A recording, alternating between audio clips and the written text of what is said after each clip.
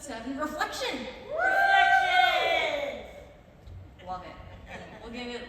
Now, I didn't hear it bouncing off the wall, so it's an A, not an A+, but it is an A. So we're gonna jump right into our challenge recap. So last week we asked everybody. Now, in our Spiral Bound workbook on the challenge page, we wrote out the Lord's Prayer. And so we challenge everybody to, next to each phrase of the Lord's Prayer, to write a personalized version of the prayer. And then, of course, not just to write it down, but to pray it. Try to do it as many days as you can remember this week. So, did you do so? If so, how did that go? Find somebody close to you, take a couple minutes, discuss. Go. Alright. As we dive into our recap of the books before we have our discussion, we're going to be starting off sort of touching on some material from our official chosen study guide, where lesson 7 is all about the beatitude about peacemakers. Blessed are the peacemakers, for they shall be called sons of God. Now, anytime we're talking about peace, we have to think, well, what is truly a peacemaker and what's not a peacemaker? In fact, the chosen study guide on page 119 talks about specifically 2 things. Peace faking, where instead of actually going in and doing something about a situation, you just sort of pretend like nothing's wrong. And you just close your eyes and you say, I don't hear the screaming children. Nope, there's nothing going on. There aren't things breaking in the kitchen. It's fine. Everything's fine.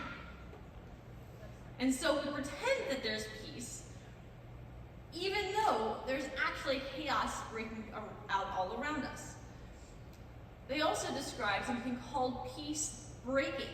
Now, I will confess that the first time that I read the term peace breaking and I read their definition, I was like, I don't think I understand. But peace breaking is essentially whenever you, because of your own either discomfort or because you feel unhappy about a situation, you walk up and you say, I demand right now that we fix this situation, and it's got to be my way or the highway. We're fixing it right this second. I don't care that you're falling asleep right now.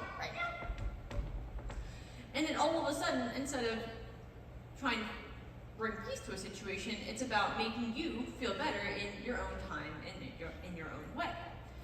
We can think of other ways that we might sort of trick ourselves into thinking that we're doing peacemaking.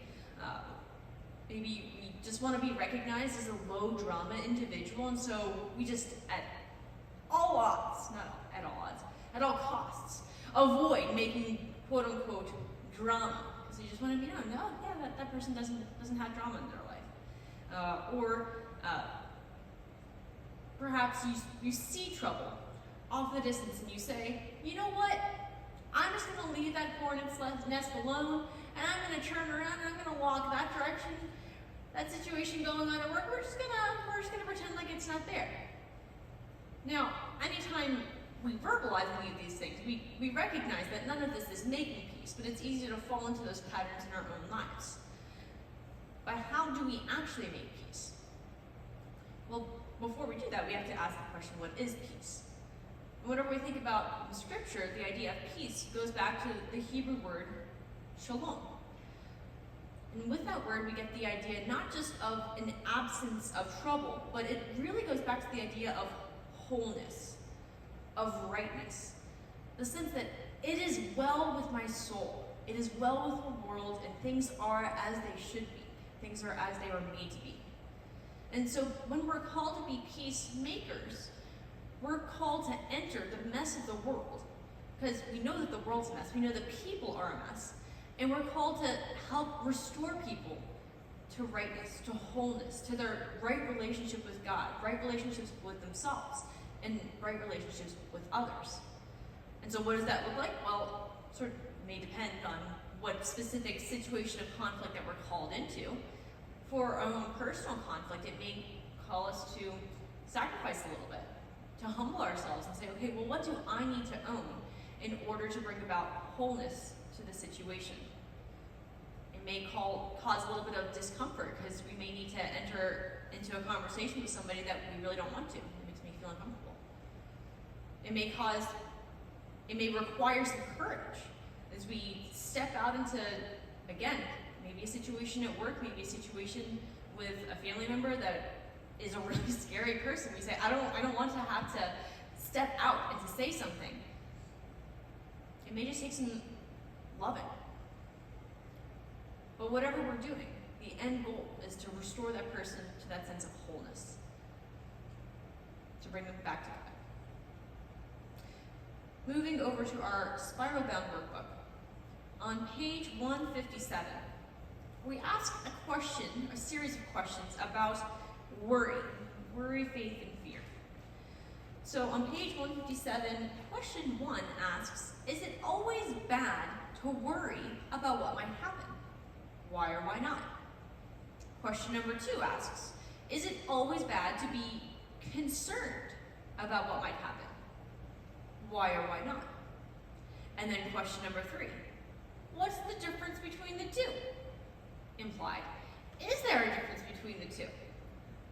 Now, in a connected thought on page 158, we're talking about the disciple Andrew, and as things are continuing to escalate, he's spiraling out of control away from peace and calm. And he says that he's worried that all of their plans for the sermon are going to be ruined.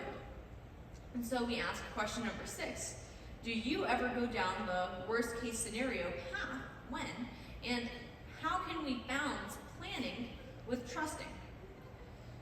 Now, obviously, we know from Scripture that we're commanded, be anxious for what? For nothing. Don't worry about anything. Put all of the things in the world into God's hands. Because why? Because He cares for you. So we know that we're not supposed to worry. Okay, got that.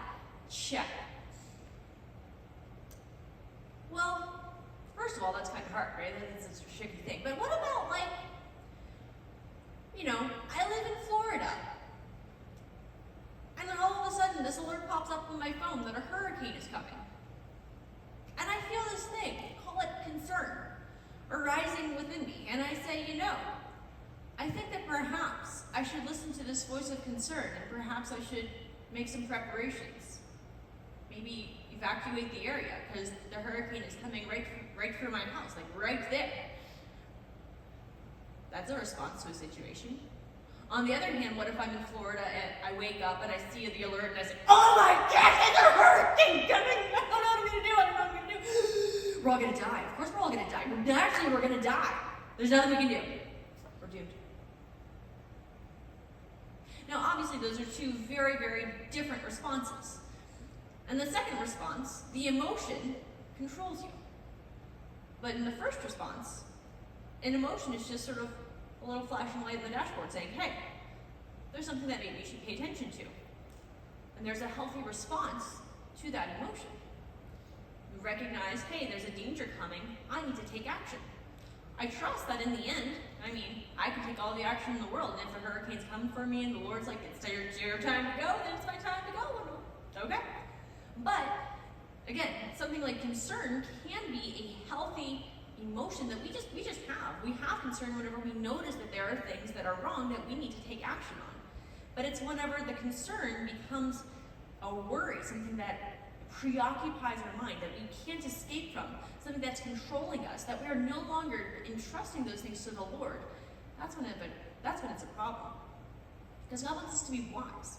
He wants us to go through life and to say, hey, this is what I'm calling you to do, this is where I want you to go, but these are the parameters. Walk wisely within this life I've given you. Now, I don't know about you guys, but for me, sometimes whenever the situation is really, really big, like whenever it's election season, and we have the state of the nation as a whole, and I'm like, well, I only have one vote in the state of Pennsylvania, so maybe my vote will matter like a very little bit, maybe, but I can't just find my little hidden lever under my desk and flip it, and then all of a sudden, the president-elect person that I want gets elected president. It's not like that decision rests on my shoulders. So I just trust. I'm like, well, I'm going to do my little prep that I can, and then I'm just going to trust the Lord has it. Okay, that's all I can do. Now, some people are like, oh no, it's the big things that I know that I have no control over. That's what I really worry about. But for me, I'm like the big stuff. I'm like, oh, God's got it. I can't do anything, so God's got it. For me, sometimes it's the smaller things that I feel like I have a lot more control over. Then I'm like, well, what if I mess it up? I mean, there's so many possibilities.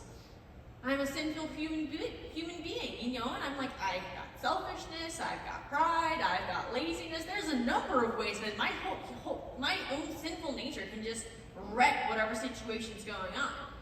I've got my own natural human limitations where I'm like, you know, I can only survive off of so few hours of sleep, and eventually I do need to go to bed. And so, like, what if the Lord wanted me to do that one more thing?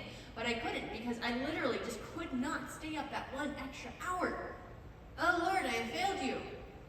And what if I make a mistake? It's not a sin. It's just a genuine, honest to gosh mistake. And I mess things up. It's hard. But our God would be no God at all if he only had control over the biggest issues in life. Our God is sovereign. And even though he allows us to have free will, because he's God, he is still sovereign, even when we make mistakes, even when we sin. Think about the whole plan of creation, fall, redemption, restoration itself. It's the story of Scripture. God took the biggest mistake in the world, and he's still able to work it for good. And so, even in the middle of life, whenever I'm looking at a decision and I say, you know what, I'm afraid because I don't want to mess this up. I feel concerned about this decision. What does God want? Does he want us to be worried, to be preoccupied, to be hounded by fear? No. He says, I've given you knowledge, I've given you my word, I've given you other wise people in your life, the ability to pray and ask me for direction, and then to make the best decision that you can. And trust me, that even if you made the wrong decision, that I can still carry you through it. Even if you sin, and you directly say, you know what, Lord, I know that you want me to do that thing, and I'm not going to do it, I'm going to come over here. Like Jonah running away from the Lord, that God can still work. And in the end, his plans will succeed. Now, I do feel like I want to say we want to have always in our back pocket that little bit of healthy fear that I don't want to majorly sin in such a way so that I sort of like majorly cause issues, because the Lord does allow for free will, and so you can do some damage before the Lord's like, okay, that's enough. We're stopping you right there. So we want to keep a little bit of healthy fear of, I don't want to sin badly. I want to honor the Lord with my life, but not to let fear rule over us. We want to be trusting the Lord. So, moving forward onto page 160 to 161. On page 160, in the paragraph before question number 11, we're talking about signs and wonders. And Jesus says that people will be coming to hear him, thinking about the Sermon on the Mount, because of all the different miracles that he has performed, but that his message will be far more important in the long run. He says that what is important is the why. Now, question 11 says, think about the message that Jesus came to bring. Why is it true that his message is more important than any healings or wonders? And what does it tell us about why the signs and wonders were primarily done? Now, of course, what is Jesus' message? His message is that the kingdom of heaven is here. That there is now a new way to approach the Father. One that is not by trying to work and trying to keep these rules. And of course, the law ultimately was meant to point to that fact that you couldn't get to God on your own. And he's saying, I have come to reveal that I am the way, that by trusting in me, you can have access to the Father. And in preaching that message, so he's going around, and so the miracles and the signs are really accomplishing a couple of things. First of all, as the question itself points out, that Jesus, in doing these things, is drawing people's attention. They're saying, yo, did you hear about that preacher who healed Mary? That's pretty cool. I kind of want to check him out. It's like the crowd drawer thing, right? But also, like the prophets of old, these signs and wonders were meant to authenticate Jesus' identity and his mission. It's God's stamp of approval that says, hey, there's something special about this person right here. But, of course, we know that Jesus wasn't just some prophet. He was the appointed Messiah, the one who would come to fulfill all the Old Testament prophecies.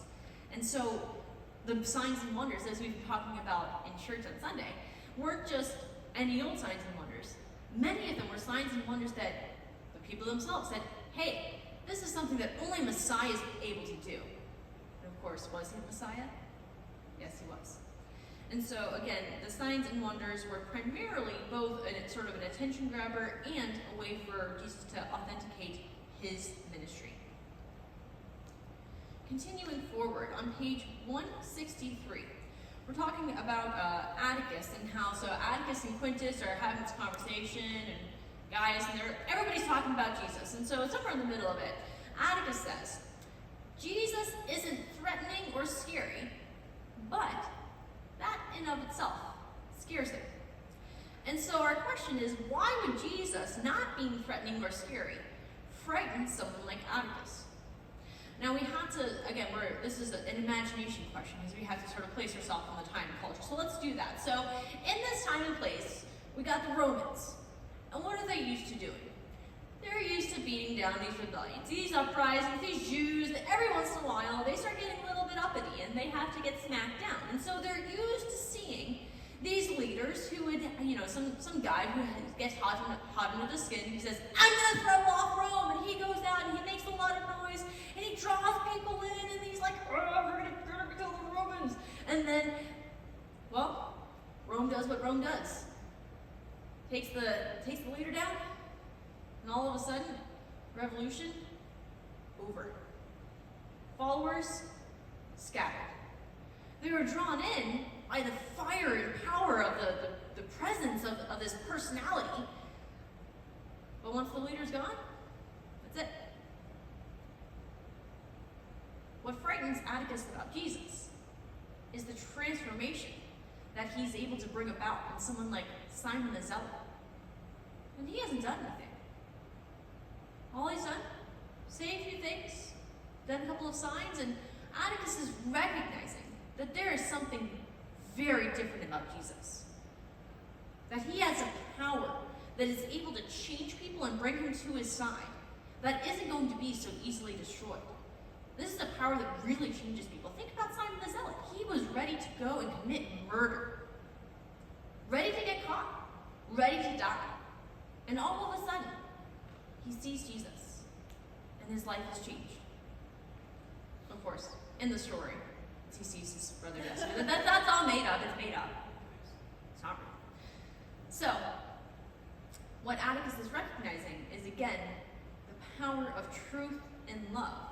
The real truth about the Savior of the world to change people's hearts and to change people's lives. And that's not something that you can so easily beat down, because that's true belief. That's something that will really fill your soul. And so the question 18 asks, what does this tell us about how we can influence the world? As much as sometimes, and especially now, the more and more crazy, obscene, awful, sinful things get in the world, I kind of want to find a flaming sword and just sort of let loose in the world and say, you're going to change, and sort of take down all the people who are like, you're doing terrible things. And that might accomplish some good in the short term, right? I may save a couple of lives in the long run by like destroying a couple school boards or something like that. But what's the ultimate goal? It's to draw people to Christ. To transform their lives. How do we accomplish that? Do we accomplish it by standing and screaming and being a really crazy personality? Fighting on Facebook? Guys, I have to confess that I have yet to see an argument on Facebook go well. There's not been a single, not even I participated in one, but I have never seen an argument on Facebook, Twitter, Instagram, anything go well. And so every time I'm tempted to be drawn into something, I'm like, don't do it. Don't do it. It's a trap. It's a trap. So, how do we actually change people's hearts? Well, it's one at a time.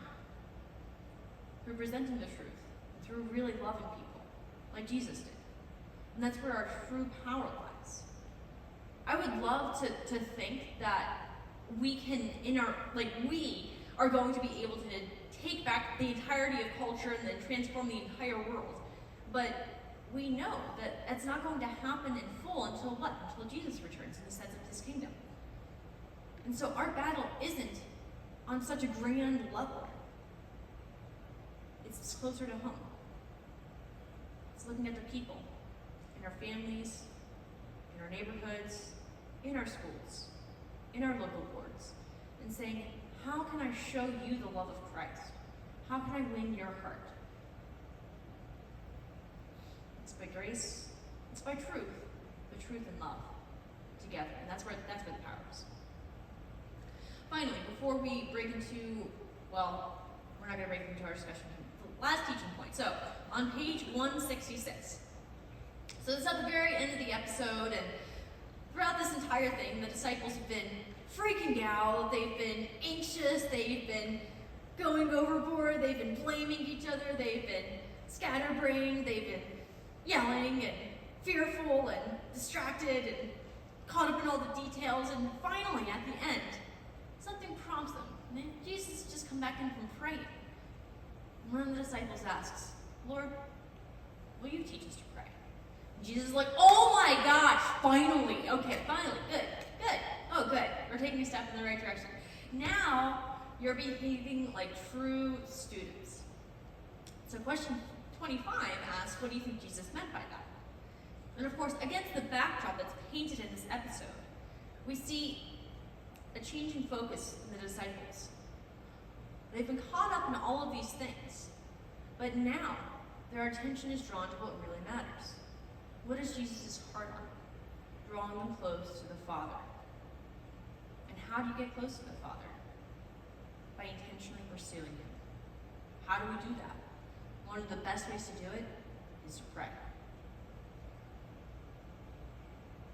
And so, as we think about our challenge,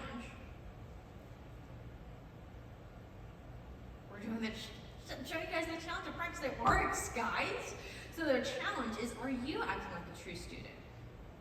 Where's your focus? Is it on drawing close to the Father? And if so, are you taking real steps to pursue that relationship? Because I don't know about you guys, but it's easy for me sometimes to think that, oh yeah, my heart's in the right spot. But nothing that I'm doing, or very little of what I'm doing, is actually showing that I'm seeking to draw close to God. It's just something that I'm sort of kind of thinking about. And there's a back burner that's on. But what am I actually doing to show that I'm honoring and seeking after the Father? And so our specific challenge is, what is one specific action step that you can take today, again, in an effort to be a true student, to draw close to God? We challenge everybody to make your action step a SMART step. Specific, measurable, attainable, relevant, and time-bound. Example, this is not a SMART goal. I'm going to pray more. Is that measurable? No. Is that attainable? Maybe, I don't know. But is it, I don't know. Did I pray more than I did last week? I don't even know how much I prayed last week, I don't know. So, instead, perhaps I might say to myself, okay, this week, you know what, I didn't do the Lord's Prayer Challenge last week, I'm going to do that this week, and I'm going to spend 5 minutes on it each day. It's specific. It's measurable. I can check off, did I do it, did I not? Is it attainable? God have mercy on my soul. I hope that I have 5 minutes that I can use for prayer. Is it relevant to my life? Yeah, prayer is pretty relevant. Okay, that's great. And time-bound. 5 minutes each day. So that is our challenge for everybody for this week in trying to strive to be a true student of Jesus Christ, of God the Father. If the Lord laid something different on your heart, whether related to the study or not, feel free to do that thing. Follow the Spirit's lead. Our quote-unquote homework, prep work for next week, is going to be laying the foundation to watch our final episode, episode 8, Beyond Mountains. So that's going to be the lesson portion, pages 168 to 188.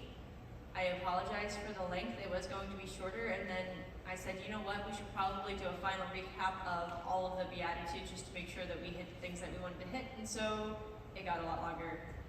Sorry. So, that is the prep work after our, so we had this week. Then next week, we will be doing this one, episode 8, part 1. Then we have another week, episode 8, part 2. And then we're going to have a final wrap-up week. It's basically a party, but we're not going to call it a party because then they'll say, that's not Bible study. It is Bible study. It's our wrap-up week of Bible study. Okay, wrap-up week of Bible study. Then we're going to do some stuff with Thanksgiving-y things I've been told. I don't remember really having this conversation, but apparently we're doing something with Thanksgiving. What? I don't know, because I don't know. We're doing something with Thanksgiving. We may have a week off somewhere there, I don't know. After that, we're going to do an Advent study. So be sort of looking out for all of those things coming up. One final thing before we do the discussion. Obviously, we're coming to the end of our exciting adventure through season 2. Season 3 has finished filming. Episodes 1 and 2 of season 3 are being planned to be released in theaters November 18th-ish. I don't know if that's still definitively the plan or how much they're going to need to change based on production times. But around that time, whenever they do release it in theaters, we are absolutely going to go down and watch it. So if you are interested in whenever that time comes closer, make sure you give us a shout. We'll either all just meet there, or if some people need rides, we can sort of carpool over. So we'll figure that out whenever that gets closer. But season 3 is coming. You do have to wait until the very end of season 3 to see if they promised all the extras of the feeding of the 5,000. You're all going to be on the screen at some point, and I was like, So we will find out at the very end, because it's not going to be until the last episode or something like that. Thank you guys so much. God bless. Go in peace. Make some trouble.